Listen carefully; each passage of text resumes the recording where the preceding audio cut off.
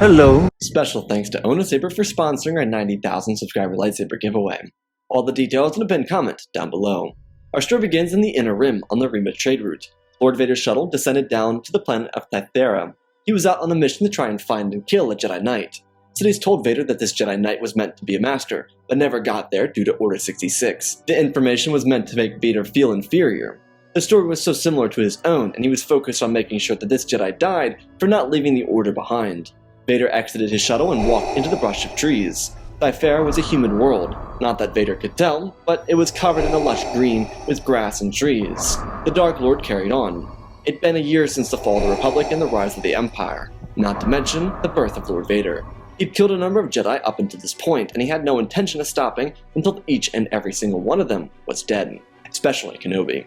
Part of him hoped that he would find Obi-Wan out here, but if it was him, surely Sidious would have told him, though that's not guaranteed. Sidious had a habit of lying to Vader. It is possible Sidious warned him because he was about to face his former master. A wave of shock crossed Vader's body at the thought of it. Of course, in his mind he believed he could kill Kenobi, but in his heart, he knew he wasn't strong enough yet. It didn't matter. He could kill whoever it was. The thoughts of Mustafar and his former master enraged him. The sounds of birds chirping and animals existing infuriated him. Vader ignited his lightsaber and whipped it across the tree line.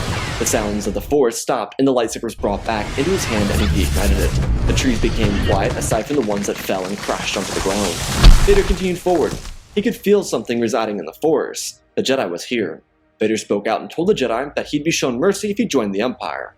There was silence. The sounds of the Force didn't return, but Vader turned to the sound of a voice. The Jedi told him that he would never join the darkness. A lightsaber ignited, and Vader told the Jedi that he would die. His own lightsaber ignited, and the Jedi rushed him. Vader's excitement grew. He loved the thrill of the kill, and it would allow him to rip this Jedi limb from limb. The movements were very quick, but what surprised Vader was the attack. This Jedi Knight had a lot of anger within him. The movements were a stark contrast to anything Vader may have seen from any other Jedi he tried to kill since the Purge. Vader was put into a backpedal immediately. While his size and strength was immeasurable, he was still unfamiliar with the suit, and typically most Jedi would be far too weak to challenge him. Vader beat down across the young Jedi. The robes of the Jedi flowed in the wind. The Jedi was a hero of sorts, and Vader made no mistake of that. He perfectly parried as many strikes as he could until he was bashed in the shoulder by the Jedi. This pissed Vader off more. It's not like it hurt, it was just the dishonor of being hit by a Jedi. They were feeble opponents, and they should be treated as such. They were weak, and they should be slaughtered as such. The teachings of Sidious formed themselves at the forefront of his mind, as he took advantage of the strike the Jedi made. Vader, using his hulking strength, raised his blade and smashed it against the Jedi. The young Jedi staggered backwards, and Vader edge-walked forward, just to make himself appear larger than life. The Jedi raised his blade, but Vader grabbed the Jedi's hand and crushed it, feeling the bones breaking under the weight of his metallic hand. Vader lifted the Jedi up with his hand and drove his blade through the stomach of the Jedi. The robes around the Jedi's head fell back, and revealed the face of Anakin Skywalker. Vader stumbled backwards and his lightsaber dropped to the ground. What was this? What had happened? How was this even possible? Vader looked away and then looked back, and it seemed to be what was indeed the face of himself. His blade didn't belong to him, and the robes didn't, but how was this possible? Vader looked around to make sure that this wasn't just another insane vision that the Force bestowed upon him. Vader then called upon his shuttle and requested that it prepare for takeoff. The crew responded readily, and that's the moment Vader realized it wasn't a vision or a trick by the Force. Vader got down on his knee and took off his helmet to get a better look with his own eyes. Once his helmet was removed, he pressed his hands against the face of the Jedi and moved it from side to side. It was just like looking in a mirror, and he just killed himself. The moment Vader realized that, a shiver trailed down his entire body, and he was left with shame. He got up and placed his helmet back on his head and told the crew to inform his Star Destroyer they were returning to Coruscant. Vader started towards the shuttle, and once he arrived, he started going through his thoughts again. Vader struggled with a lot of turning to the dark side. Becoming Vader wasn't easy for him, and because it wasn't, he was left with the fate he built for himself. Though the trouble of such a fate is that he was unsure if he actually desired it or not. The entire year leading up to this event, he felt like he lost everything he ever cared about because of a lie. The process of becoming Vader stripped him of himself, and yet here he was, killing himself. It was so much more than a metaphor at this point, and he was just going to confront his master about it. Vader couldn't keep it off of his mind the entire way from Thethera to Coruscant. It drained him to the core, but once he finally arrived, he felt such a sense of liberation. He landed outside the Imperial Executive Building and walked in towards the Emperor's office. When he walked in, he knelt before his master and told him that he finished his mission. Sidious asked why there seemed to be something unresolved within his old friend. Vader looked up and told Sidious that he encountered something on Thethera that worried him. Sidious told his student to speak his mind, and Vader told his master that he killed what seemed to be himself inside the force of Thifera. Sidious rose from his desk, suggesting that it was indeed troubling. Vader asked what it could mean, and Sidious shot lightning at his student. Vader dropped to the ground in immense pain, feeling the electricity climb across his armor and dig into his skin. Sidious stopped, and he told Vader that it meant he was still holding on to Anakin Skywalker. It was the dark side of the Force telling him that he was rejecting the darkness, and because of his rejection, he was proving yet again how weak he was. Vader pleaded, trying to express that it was real. It wasn't a game being played on him by the dark side. Sidious shot more lightning, and when he was done, he told his student to go back to Thifera and bring the body to him to prove it then. If he believed it was real, then he would have absolutely no issue proving it to be so. Sidious turned with a scowl and sat back down to his desk. He was in so much disbelief. Vader really believed he fought another version of himself. As Sidious scoffed, Vader exited the room. The tragedy for Vader is that when he went back to Thifera, the body was still there. However, the face was not his. Everything was just the way it was when he was last here. Yet the face didn't look like his at all. Vader was so confused. And then he realized that his master was right. He was holding on to the past, and because he didn't let go of it, he was making himself weaker. Sidious, on the other hand, returned to the facilities at Mount Pente. He was so overjoyed. The clone sent to Thifera was replaced with the formerly killed Jedi during the Purge. The troopers who replaced the body just flipped the clothing around and made sure everything looked exactly the way it did before. It was all a game. Sidious was gaslighting his student until the time was right. He had already successfully cloned the student, and it was something he did earlier in the Clone Wars. It was after the Battle of Mara Dun, the battle when Anakin Skywalker was badly injured and protected by the Lumen. Sidious had a vision before the battle started, one that Skywalker would be indefinitely damaged by fires beyond his control. Sidious believed that the incident had already happened on the Venator, but to be safe, he brought an injured Anakin Skywalker back to Coruscant and sedated him. Now let's say the chief medical officer from Kamino was brought in and given free range to clone Anakin Skywalker. He was sedated for nearly 2 days, but once everything was done, Palpatine told his young friend that the injuries he sustained almost killed him. It was just another way of twisting the knife deeper into Anakin's stomach. There was no escaping this, and Sidious also had no intention of losing. Having Anakin Skywalker as a clone was a backup plan, and because Vader inevitably was consumed by fires, he believed he made the right decision by cloning him. Though the only issue is that the skills of these clones weren't up to Anakin's par yet. Sidious and the Kaminoans were able to manipulate the Force to work within these clones, and there was a reason for this. If Sidious cloned himself, which he did try by this point, it wouldn't work.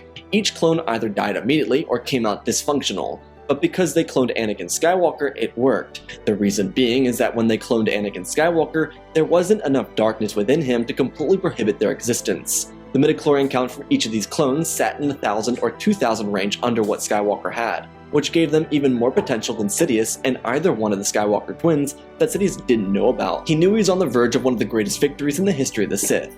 He could claim his victory. All he had to do was continue his work. Sidious made sure Vader didn't know about Tantus, and there was a reason for that. It was filled with clones of Anakin Skywalker. Sidious began to learn what plague his new years beforehand. The dark side may have been a pathway to many abilities, however, the Force would respond to its great power. What Sidious was doing was cultivating the minds of the Jedi clones and turning them into Sith. It worked so much better than pouring the dark side into a clone and hoping that it could do more than stand.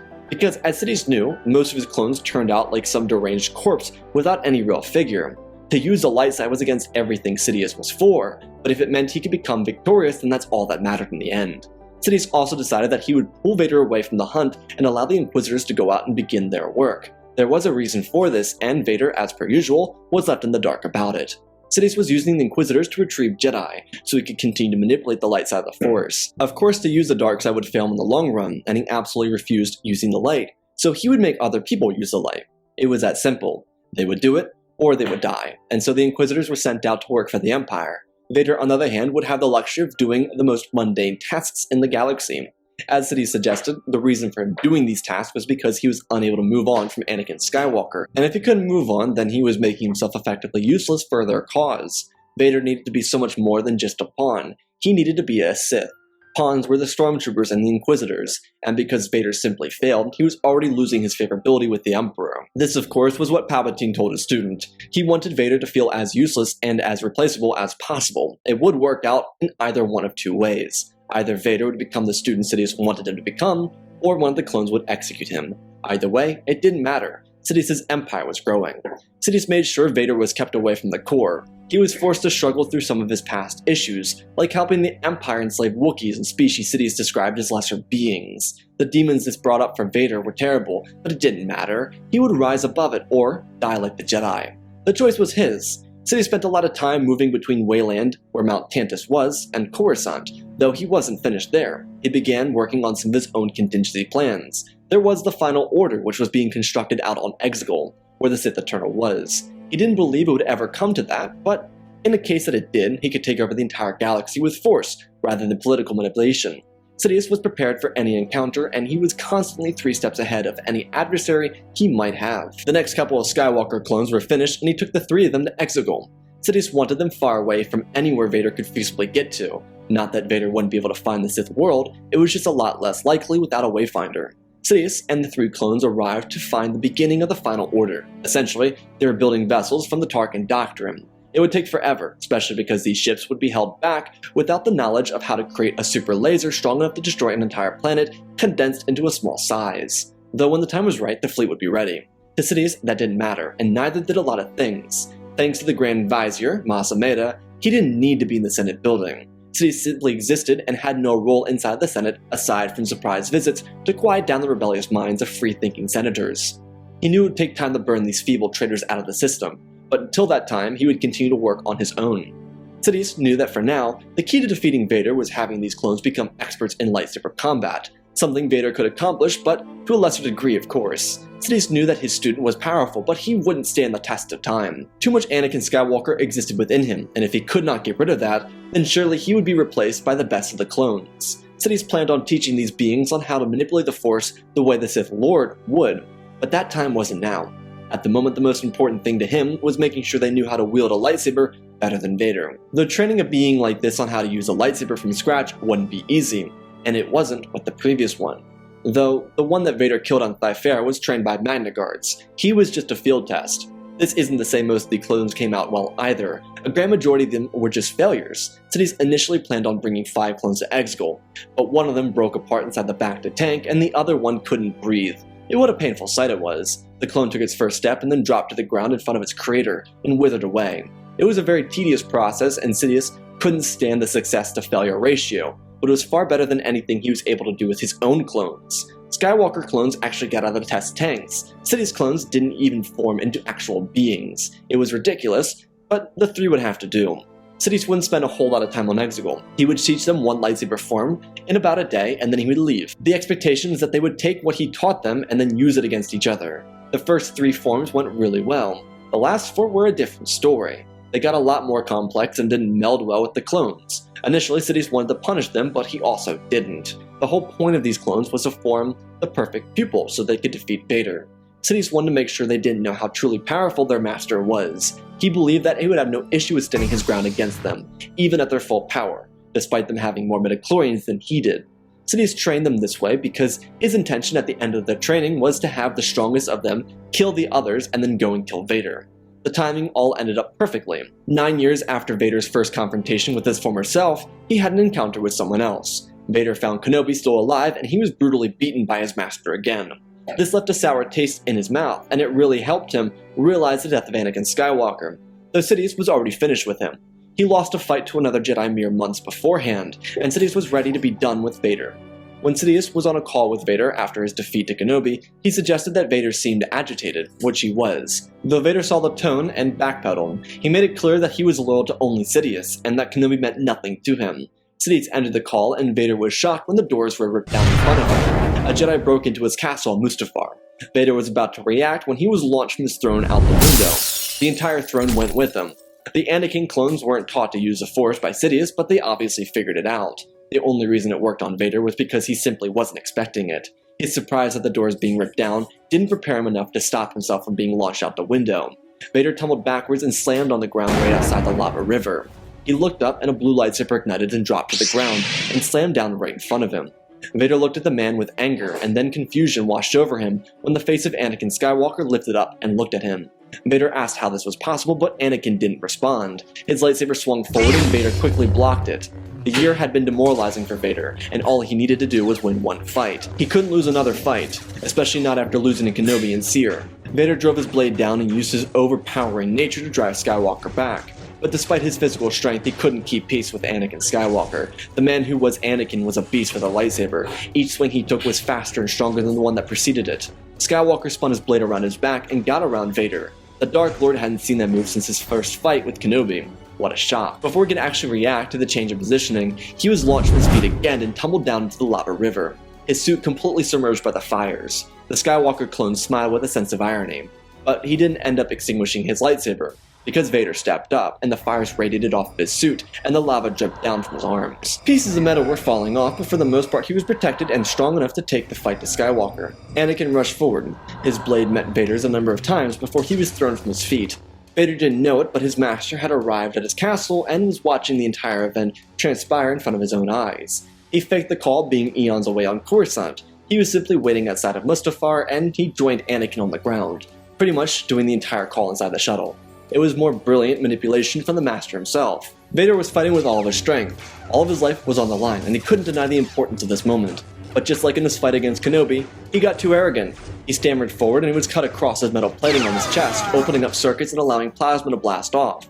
Vader turned back and swung aggressively. Instead of missing, he connected and shoved Anakin into the side of the castle. Vader's weight should have broke something, and it did. Anakin was able to spin away at the last second, avoiding a narrow strike to the face. He slashed the back of Vader's neck, which completely crippled him. Vader slipped to his knees and Sidious rounded the corner, laughing as he did. He told Anakin that he did well. Vader turned back with an emotionless expression. Under the mask, Vader couldn't believe this betrayal. Sidious nodded at Skywalker, who walked up to Vader and ripped the mask off of his face. Sidious laughed, shooting electricity at the former Sith apprentice. He told Vader that his weakness cost him everything, and he was being replaced. The real Anakin Skywalker returned, seeing his foolishness of his decisions, and his last moments of life came after 10 years of excruciating torture inside the suit and several minutes of agony before a slow and painful death on the very place he lost everything. There was a simple irony for Sidious. Killing Skywalker on Mustafar was quite relieving as an experience. It fulfilled him in a way that only the dark side could. He turned to Anakin, the clone, and congratulated him on his efforts. Sidious told Skywalker that he'd be coming back to Coruscant with him. The clone bowed and then rose. Sidious treated this clone like a true apprentice, but he wasn't done yet. All those Jedi he collected over the years were being used to form new projects for the Sith, the most notable one being the cloning program. Sidious planned on doing something that no one had ever done. It would take years to complete, but he was going to create an army of clones with the midichlorian count of Anakin Skywalker, and then he was going to drain all their power into himself. The intention was to become a god of the Force. He would become more powerful than Skywalker and greater than anything the Mortis gods had been in their entire lifetimes. Sidious wanted to be the true power of not just the galaxy but the universe. His knowledge was near infinite and he wanted to take advantage of it, though nothing significant would happen for another 9 or so years. Skywalker wouldn't really do more than Vader did, aside from pop up when needed. He was able to, because of being a clone, be controlled in a way that Vader couldn't. Sidious preferred to have absolute control, and that's what he got. It was no issue for him, and he couldn't be happier with it. There were no signs of the Jedi at this point, and the last Jedi he was aware of sent Grand Admiral Thrawn to another galaxy. The Boken Jedi were restless, and he didn't care much for them, especially since they seemed to be much more efficient than regular Jedi. To take Grand Admiral Thrawn was an accomplishment, and Sidious could even recognize Bridger's talents during that fateful day. Regardless, as Sidious was fuming because he had just learned of Tarkin's failure over the Yavin system, he also learned of the apparent survival of Obi-Wan Kenobi, who was still alive somehow. With the first Death Star destroyed, Sidious sent Skywalker to find this kid who blew up the weapon and kill him, along with the rebels in Kenobi. Sidious had sent Skywalker out to do this a number of times, but these rebels were stingy, they were organized, and they were everywhere. Though, Kenobi learned of this Anakin Skywalker that was running around, and instead of making him, Luke, or Leia visible, they disappeared before he could find them. The twins went to Dagobah to begin their training with Yoda and Kenobi. It was the most intense training any two Jedi could ever receive. Yoda, despite his age, got ready for it, and Ben even got himself back into shape as much as he could. While Skywalker was out looking to kill these Jedi, Sidious was preparing for his master plan to be completed. The second Death Star over Endor was nearing completion, and the details of a super weapon were being miniaturized on Exegol. But that wasn't it. The master plan was being his army of clones that he spent the last decade preparing. There were nearly 100 clones on Exegol, which was a huge accomplishment. A good number of them were Anakin clones, and so while Skywalker was out looking for his chance to destroy the Jedi, once and for all, Sidious was preparing himself for the greatest feat of the Force the galaxy had ever seen. Though Sidious knew he couldn't just jump onto this, so instead of doing it all at once, he began to use the Force to cultivate himself into a power which he could actually absorb So much force. Sidious had the patience necessary, and he spent years cultivating the dark side. When the time was right, Luke and Leia emerged from Dagobah with their masters. They weren't at their full potential, but they were both teetering on it. They had been training with the best of the best for 3 years, and they were truly masters of the Force. However, their opponent was Anakin Skywalker reincarnate, and they ran into him on Chandrilia. Anakin decided that instead of chasing the Alliance, he would bring the Jedi to him. Their sense of mortality, according to Sidious, would lead them straight to him, and so he went to Chandrilia and committed a small genocide. Nothing too big, just enough to get their attention. It did, and the 4 Jedi arrived, ready to destroy the Sith Lord. Luke and Leia knew that this was their father, but neither of them had faced him before. Upon seeing him, they could tell that there was no saving him. Being that this was a clone of Anakin Skywalker, he didn't know who any of them were. He knew of Yoda and Kenobi by reputation, but the kids he had no idea who they were. His lightsaber ignited with a beautiful crimson glow, and the 4 Jedi prepared for their final stand. Yoda was on his last leg, but he would do it for the galaxy and for the Jedi. Kenobi had some fight left within him, but the desert ate him alive. He looked terrible after sitting under the twin suns for so long. That didn't mean he wouldn't be ready, especially after having a couple years to get back into his groove. Skywalker thought it was funny because he led a trap for them. As the Jedi attacked, he used the Force and brought down a skyscraper on them. He didn't think it would kill them, he was just amused by the whole prospect of bringing down a building on them. The first to emerge were Luke and Leia. The 2 masters escaped shortly afterwards. Luke and Leia were out to destroy the Sith that was their father. Their lightsabers collided and Skywalker showed them no mercy. After 20 years plus of training, he was a monster. He was the chosen one brought to life and the Jedi weren't prepared. His blade skills were unstoppable. Luke and Leia were the only forces alive in the galaxy that could legitimately stop him. And as they prepared to kill their father, they couldn't.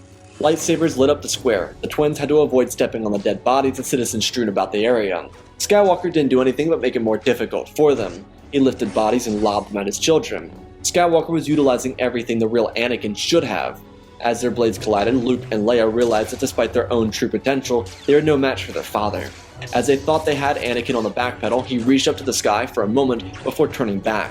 Yoda and Kenobi saw what the twins didn't, and they paid for it with their lives. Skywalker reached out into the sky and pulled an entire space station out of orbit and threw it at the old Jedi. Obi-Wan and Yoda were crushed immediately.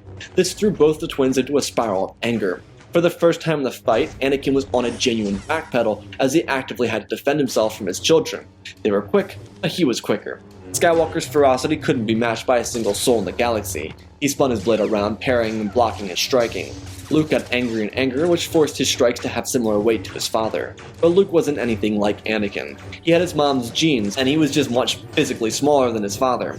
Both Luke and Leia stood no chance. Skywalker deignited and reignited his weapon, cutting down Luke, and as Leia tried to defend her brother, without even looking, Anakin's blade was driven through her. Anakin looked down as the man he was cloned after his children dropped to the ground, dead. He called upon his master and said he's told him to come to Exegol.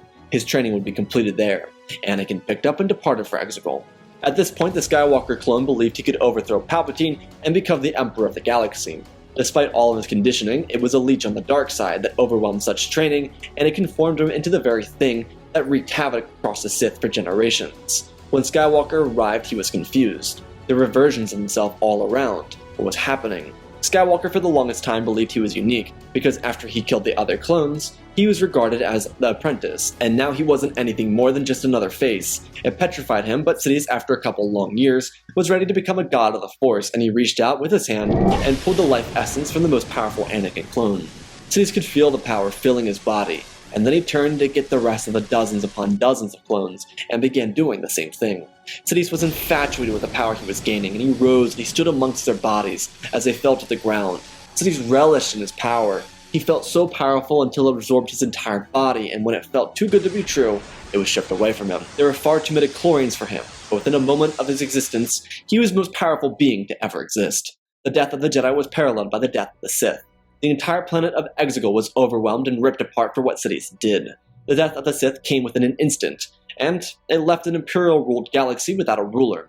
But the irony of Sidious' destruction is that the Alliance would have the ability to strike at the Empire. Even with the destruction of the second Death Star at the Battle of Endor, the Empire without Sidious became a shell of what it once was. Sidious' contingency plans would fall out from under him, because Mas Amedda decided, without Palpatine around, he'd make a deal with the Alliance. He saw the political allies as potential allies for himself and the Empire. Despite his continual loyalty to the Emperor, he believed that after 2 failed Death Stars, that the whole militarization thing was too much. The Clone Wars, the countless deaths due to the rebellions incurred because of Palpatine, and so on.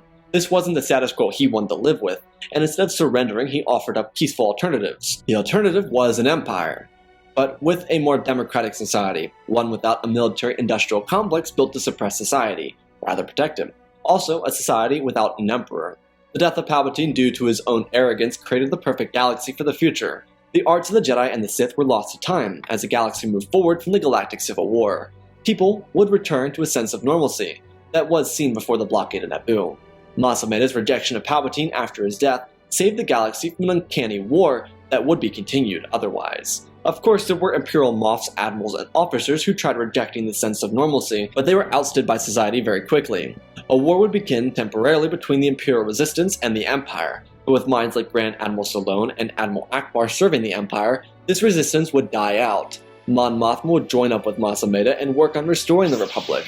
While Mas's change seemed out of left field, the Skywalker clone terrorized him for the longer part of 20 years. He was willing to undo everything Palpatine did because of that, and he was willing to face whatever punishment came his way for his actions. Though Mon didn't want to punish him because of his actions to save the Empire from itself. With both ancient religions gone, aside from a couple Boken Jedi out and about in the galaxy was saved from the mystics of the Force. It would take generations for new individuals within the Force to rise. When the time came for new Force users to become prevalent in the galaxy, it had entirely been reshaped. Though what replaced the Jedi and the Sith was a new religion of Force users, ones far separated from the past, that ate both the Jedi and Sith alive. And that, my friends, is our story. Again, special thanks to Galvin Gaming, Tristan, Darth Revan, Pimp Daddy Bane, The Last Jedi, Apollo Weewoo 670, Ozzy Tano, Rai 700, Darth Nox, The Eternal Padawan, Johnny Naguwin, Sans the Skeleton, Jedi Sloth, Mr. Yeet Gamer, Lord Calig, Youngling Slayer 66, Mad Studios, Anakin 003, Forda's Legacy Star Wars, Llama Knight, Rex the Wolf, the Man of Three First Names, Darksafe 46, Baron Joshua, and Lord Denwing for supporting the channel. If you want to see the list get longer or support me in other ways, go check out the Patreon, the Sith Clone Wars, or the Return of the Sith Empire. Updates are in there, along with tons of other things. Let's talk about the story real quick. So this is quite the inverse of the What If Vader Cloned Himself video, and that's kind of the purpose. The purpose is to see how brilliant Palpatine was, but that no matter his brilliance, he was always going to find a way to end up destroying himself because of his craving for power. And I thought it would be interesting to have Palpatine die not by somebody else's hands, but literally because of his own brilliance in a way. Being that he found a way to just increase his midichlorian count, I thought it'd be interesting to see him, like, I guess it's kind of a Kung Fu Panda 3 reference. That wasn't intentional, but like he's trying to absorb all the power and then he just kind of like kills himself in the process, which is something I haven't really seen or done before, I don't believe. So I just thought it'd be an interesting way to just move on from Palpatine in a different way. And the irony of it is the Empire still survives, but not in the negative way. Like, it's still like a military empire, so it's still the Empire. It's not like the New Republic. It's like the Empire, just more democratic, which is also interesting, having Mas Ameda team up with Mon Mothma, even though he does team up with her in canon, I believe, in the New Republic. Anyways, hope you all enjoyed. I love you all, spread the love, and always remember, my friends, may the Force be with you.